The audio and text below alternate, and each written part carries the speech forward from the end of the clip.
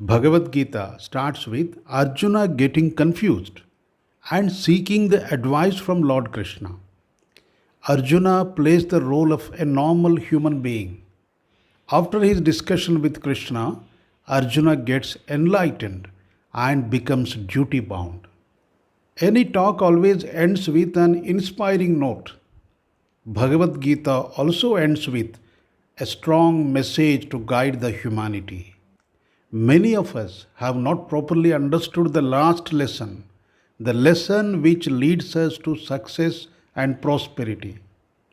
This video is all about it. What is the last lesson of Gita which every one of us should understand and implement it to achieve success and prosperity in life? Hi everyone, this is Sampath Kumar Acharya from the channel Better Way of Life. The channel which is bringing to you one video every week on various topics for a better way of life. Your feedback matters a lot to me. Don't forget to give your response in the comments box below the video. Equally important, please like the video and press the subscribe button and the bell icon. Now let us start discussing the topic. Gita is not meant for just reciting. It is also not meant for just getting the slokas by heart. It is meant for understanding. It is also meant for brainstorming and finally implementing. Whenever we are confronted with a problem and we are not able to find a solution, Gita enlightens our mind and shows us the right way and the right path. It is the experience of many scholars and spiritual leaders. Now let us see what is the last lesson, the last sloka of Bhagavad Gita. Yatra Yogeeshwaraha Krishno, Yatra Padho Dhanurtharaha, Tatra Sri Vijayo Bhutir Dhruvanetir Matir Mama. What does it mean? The simple meaning of this sloka is that wherever there is Krishna, the master, and wherever there is Arjuna, the supreme archer, certainly there will be prosperity, victory, and progress. This sloka is said to be Sanjaya Uvacha. It means that Sanjaya said this as the concluding note of Gita. Sanjaya, who is narrating the entire scene of war to Dhritarashtra, is telling him that the team of Arjuna led by Krishna is going to win the battle. Let us elaborate the meaning further. Lord Krishna represents the knowledge and wisdom, whereas Arjuna represents its application and implementation. It is said in our scriptures that knowledge and its application are like two wings of a bird. A bird with two strong wings can fly to greater heights in the sky. In the same way, a person who is strong in both knowledge and implementation can achieve a great success and prosperity. Let us find one more dimension to its meaning.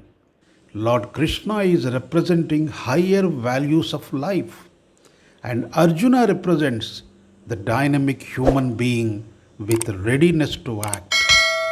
There you will always find success and prosperity.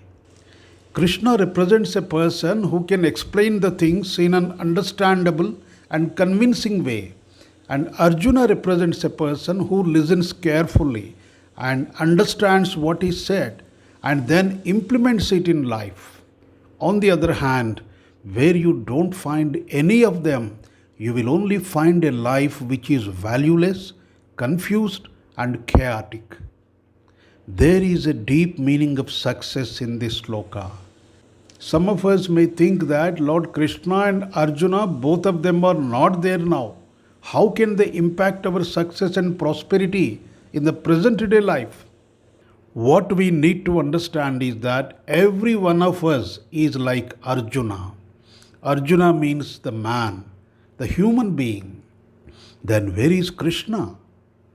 Krishna is present everywhere, all pervading. He is also present in every one of us. We may call it as prana or chaitanya or atma our soul, our super consciousness. We are surviving only because of His presence inside us. So every human being has both Krishna and Arjuna in him. Krishna is there in us to tell us what is good, and Arjuna is there in us to implement the same. In a simple language, we can further understand the lesson like this: where there is a teacher who can share the knowledge and who can guide the people, and where there are people who are ready to learn, who are ready to acquire knowledge and implement the learnings, there we always find prosperity and success. Here, the teacher can be a guru, a philosopher, an elderly person in the family, or a good friend. All these people, whoever guide us by enlightening us, play the role of Krishna. People who are ready to learn, who are ready to follow the teachings, and who are ready to implement the good things in life are all taking the role of Arjuna. Sometimes we find that the life of a person takes a new turn towards success by a few seconds of interaction with another person. Certainly, that another person plays the role of Krishna. The Sloka also tells us that where teaching and learning happens continuously, the path of success is always open. Where a person feels that he knows everything and he doesn't need to learn anything more, we should understand that it is the end of his progress. Learning should continue throughout life. It can be through a book, through a person, or through nature. The sloka combines jnana and karma. When the knowledge and action are combined and when they go in the same direction, it certainly makes us prosperous and successful. Finally, Sanjaya is telling Dhritarashtra that though the army of Kauravas is physically stronger, the victory is on the side of Pandavas as they are following the righteous path and the path shown by Krishna. In our daily life also, the war of Kurukshetra happens every day in our mind. Earlier, the war used to happen between two countries and between two groups of people. But now it happens within the same person. The war is between good and evil, and the battlefield is the human mind. Out of two warring factions, the evil always tries to dominate the good with more physical strength. But where a person acts like Arjuna, hearing the inner voice, the voice of God, such a person always becomes victorious and becomes more and more prosperous.